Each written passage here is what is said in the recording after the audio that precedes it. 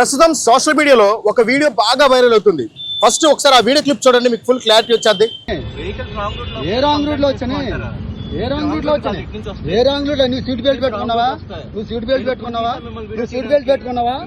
నువ్వు seat belt పెట్టుకున్నావా? Vehicles wrong route లో వస్తున్నాయి, కంప్లైంట్ చేయండి అంటే నువ్వు చేసుకో అంటారా? నువ్వు చేసుకో అంటారా? నువ్వు చేసుకో అంటారా?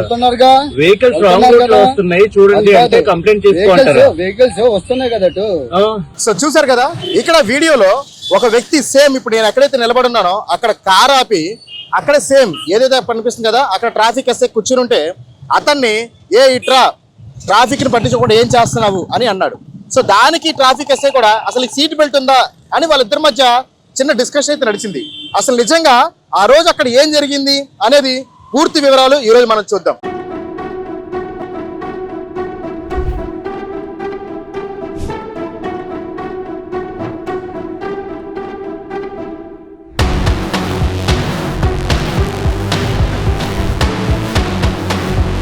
ప్రస్తుతం మనమైతే విజయవాడలోనే అత్యంత ప్రైమ్ లొకేషన్ అయినటువంటి విజయవాడ మహానాడు జంక్షన్ ఏదైతే సిగ్నల్ పాయింట్ ఉంటుందో అక్కడ ఉన్నాం. ఎందుకంటే ప్రైమ్ లొకేషన్ ఎందుకు అన్నానంటే ఇది చాలా ఇంపార్టెంట్ అని చెప్పాలి. ఎందుకంటే ఎప్పుడు నిరంతరం ఇక్కడ 5 డ్యూటీ చేస్తూ ఉంటారు. అందులో ఒక ఎస్ఐ సిఐ కూడా అత్యవసరం అయితే కనుక డ్యూటీలు నిర్వహిస్తారు. అయితే సో ఎస్ఐ ట్రాఫిక్ ఎస్ఐ అయితే అక్కడ కూర్చుని వాట్సాప్ చూస్తున్నారు. అయితే ఒక వెహికల్ ఒక కార్ ఏదైతే ఉందో ఆ కార్ అటు నుంచి సిగ్నల్ క్రాస్ చేసుకుని వచ్చి బైపాస్ లోకి ఎంటర్ అవుతుంది.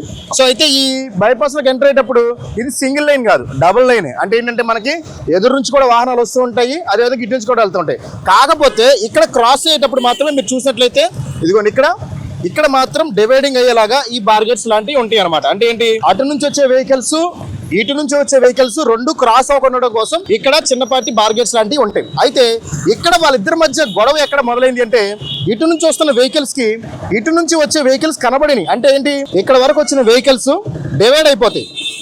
ఇక్కడ వరకు వచ్చిన వెహికల్స్ అటు నుంచి కారు వచ్చేటప్పుడు ఏమనిపించింది అంటే వెహికల్స్ కి ఎదురుగా వస్తున్నారేమో అనిపిస్తుంది. కానీ వెహికల్స్ ఏవైతే ఉన్నాయో అవి ఇటు వెళ్ళిపోతాయి అనమాట, ఎదురుగా రావు. సో కాబట్టి అక్కడ ఖచ్చితంగా అక్కడ డ్యూటీ అనేది ఎస్ఐ చేయాల్సిన పని లేదు. ఎందుకంటే ఆటోమేటిక్గా వెహికల్స్ అనేవి ఆ డివైడర్ వల్ల వెళ్ళిపోతూ ఉంటాయి. కాకపోతే కారులో ఉన్న వ్యక్తి కంగారు పడిపోయి వెంటనే ఇట్రా ఏం చేస్తున్నా డ్యూటీ అని చెప్పి ఒక డ్యూటీలో ఉన్నటువంటి ట్రాఫిక్ ఎస్ఐని అడగడం అనేది చాలా తప్పు. ఎందుకంటే అక్కడ ఎస్ఐ అనే వ్యక్తి ఆయన అప్పటి వరకు డ్యూటీ చేసి చాలా విధులు నిర్వహించి ఇక్కడ ఒక 5 నిమిషాలు 10 నిమిషాలు అక్కడ కూర్చుని ఉన్నారు. ఆ 5-10 నిమిషాలు కూడా ఎందుకు కూర్చున్నారు అంటే ఆ గ్రూప్ లో వాళ్ళకి మెసేజ్లు వస్తాయి. అంటే ఏంటి, ఏదైనా ఎమర్జెన్సీగా గ్రూప్ లో ఎక్కడైనా యాక్సిడెంట్ అయినా, ఏదైనా ప్రోటోకాల్ ప్రకారం వెహికల్స్ వస్తామన్నా, ఎక్కడైనా సరే అంబులెన్స్ వస్తుంది దారి ఇవ్వండి అని చెప్పేటి అప్డేట్లు అన్ని కూడా గ్రూప్ లో వస్తూ ఉంటాయి.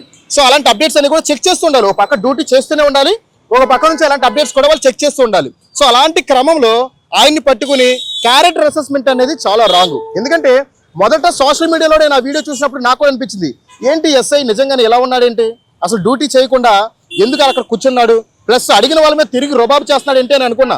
కానీ ఇక్కడ గ్రౌండ్ లెవెల్కి వచ్చి దాదాపు నేను 2 గంటల సేపు అక్కడ డ్యూటీ చేస్తున్నటువంటి ఆ ఎస్ఐ గారితో 2 గంటల సేపు మాట్లాడిన తర్వాత తెలిసిన నిజం ఇది. ఎందుకంటే వాస్తవం గ్రౌండ్లో నిలబడి చెప్తేనే రియాలిటీ. ఎందుకంటే మనందరం కూడా సోషల్ మీడియాలో వస్తున్నటువంటి ఆ ఒక్క 1 minute 30 seconds ఉన్నట్టు వీడియో చూసి మనం ఎప్పుడు కూడా క్యారెక్టర్ అసెస్మెంట్ చేయకూడదు. ఎందుకంటే ఆ వెనకమాల కనిపిస్తున్నటువంటి ట్రాఫిక్ ఎస్ఐ ఏదైతే ఉన్నారో ఆయన డ్యూటీ పరంగా కూడా నెంబర్ 1. ప్రతి నెల కూడా ది బెస్ట్ ఎంప్లాయీ అనే అవార్డు కూడా తీసుకుంటూ ఉంటారు. అదేవిధంగా ట్రాఫిక్ ని కంట్రోల్ చేయడంలో కూడా తన విధులను సక్రమంగా నిర్వహిస్తుంటారు. ఇది నేను చెప్తున్న మాట కాదు, ఆ డిపార్ట్మెంట్ ఆయనకి ఇస్తున్నటువంటి ప్రతి నెల ఆయనకి ఇచ్చే అవార్డులు బట్టే మనకి క్యారెక్టర్ అనేది మనకు తెలుస్తుంది.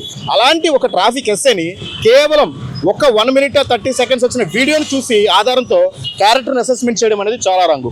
ఎందుకు ఈ రోజు రియల్ టీవీ గ్రౌండ్ లో నిలబడి ఈ వీడియో చేస్తుంది అంటే ఆ కింద కామెంట్లో చాలా దారుణంగా కామెంట్ చేస్తున్నారు. ఏదైతే ఆ అబ్బాయి పెట్టిన వీడియో కింద అందరూ కూడా ట్రాఫిక్ ఎస్ఐది తప్పు అన్నట్టుగా కామెంట్లు పెడుతున్నారు. కానీ ప్రతి నాణానికి 2 వైపులు ఎలా ఉంటుందో అలాగా ఒక నాణ్యం చూసి మీరు అందరూ జస్టిఫై చేసుకుంటున్నారు, ఒక నిర్ణయానికి వచ్చేస్తున్నారు. కానీ నాణ్యానికి 2 వైపులు ఎలా ఉంటాయో ఆ 2 వైపే డ్యూటీ చేస్తున్నటువంటి ఎస్ఐ సత్యనారాయణ. సో ఆయన డ్యూటీ చేస్తే ఎలా ఉంటుంది, ఎందుకంటే మహానాడు రోడ్ అనేది చాలా చిన్న రోడ్డు కాదు. ఇక్కడ దాదాపుగా ఆఫీస్కి వెళ్ళే వాళ్ళు, కాలేజీకి వెళ్ళే వాళ్ళు, లేదా వేరే ఇతర ప్రాంతాల నుంచి వచ్చే వాళ్ళు, హాస్పిటల్ ఇక్కడ ప్రైమ్ లొకేషన్ ఎందుకంటే గవర్నమెంట్ హాస్పిటల్. ఇక్కడికి నిత్యం ఇటుపక్క చుట్టుపక్కల చూసి అన్ని హాస్పిటల్స్ ఉంటాయి. ప్రతి అంబులెన్స్ ఈ జంక్షన్ దాటి వెళ్ళాలి. అదే కాకుండా సిటీలోకి వచ్చే బయటికి వెళ్ళే వెహికల్స్ అన్ని కూడా ఫ్లైఓవర్ దిగి వచ్చే మొదటి junction Mahanadu traffic junction. So ఇక్కడ ట్రాఫిక్ అనేది ఎప్పుడు నిరంతరం చాలా రద్దీగా ఉంటుంది.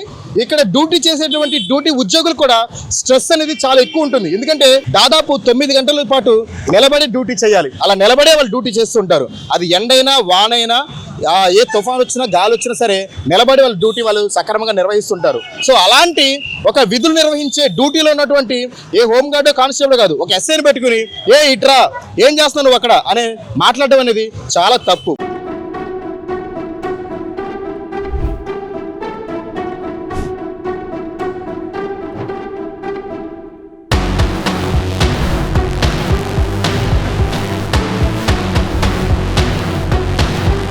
ముఖ్యమైన విషయాలు 3 గుర్తుంచుకోవాలి. ఫస్ట్ నెంబర్ 1, ఇటు నుంచి వస్తున్న కారుకి అటు నుంచి వచ్చే వాహనాలు ఎదురుగా రావు, అక్కడ డివైడ్ అయిపోతాయి. సో కాబట్టి అతను కొద్దిగా ఆవేశపడి కంగారు పడి ముందు ఎస్ఐ గారిని పిలిచి ఇట్రా నువ్వు డ్యూటీ ఏం చేస్తావు చెప్పి అడగడం మొదటి తప్పు.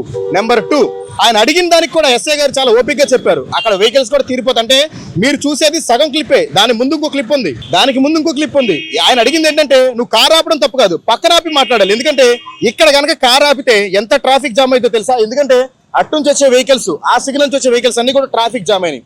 ఆ రోజు ఆయన కారు ఆపడం వల్ల చాలా ట్రాఫిక్ జామ్ అవడం వల్ల ఆయన కోపం వచ్చి ఎస్ఐ గారు నువ్వేంటి ఇక్కడ ఏం చేస్తున్నావు, ట్రాఫిక్ జామ్ అవుతుంది వల్ల, నీకు సీట్ బెల్ట్ ఏది, నువ్వు ప్రాపర్ గా మాట్లాడలేదు. బహుశా ఆయన మాట తీరు అలా ఉండొచ్చాము కానీ ఆయన విధుల పరంగా కూడా చాలా మంచిగా ఆయన విధులు నిర్వహిస్తుంటారు. సో ఇది గ్రౌండ్ లెవెల్లో రియల్ టీవీ గ్రౌండ్ లోకి దిగి ఇన్వెస్టిగేషన్ చేసి తేల్చింది ఏంటంటే అక్కడ కేవలం నేను పోలీసులను టార్గెట్ చేసి వీడియో తీస్తే ఖచ్చితంగా ఈ వీడియో వైరల్ అవుతుంది అనే ఒక ఉద్దేశంతో ఇంటెన్షనల్ గా చేస్తే తప్ప ట్రాఫిక్ ఎస్ఐ మాత్రం ఎలాంటి తప్పు లేదని గ్రౌండ్ లెవెల్లో రియల్ గా ఈ రోజు ఇక్కడికి వచ్చి కూర్చుని నిజంగా అటు నుంచి వెళ్లే వాళ్ళు డైలీ రెగ్యులర్ గా వెళ్ళేటువంటి ట్రాఫిక్ వాళ్ళతో మాట్లాడి చెప్తున్న వాస్తవమైనటువంటి రియల్ ఇన్వెస్టిగేషన్ ఈ రోజు మీకు గ్రౌండ్ లెవెల్లో రియల్ టీవీ రియల్ గా చెప్తుంది.